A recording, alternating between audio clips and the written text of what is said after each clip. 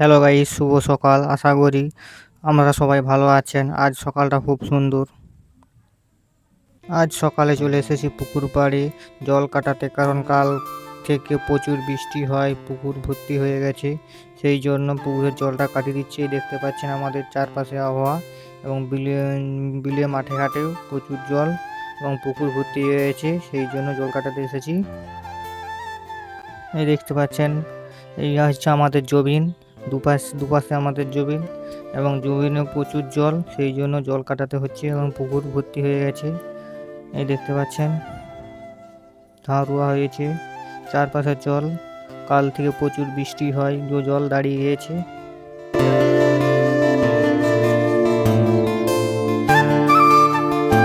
ভিডিওটা যদি ভালো লেগে থাকে তাহলে সাবস্ক্রাইব করে দিবেন এবং পাশে থাকবেন।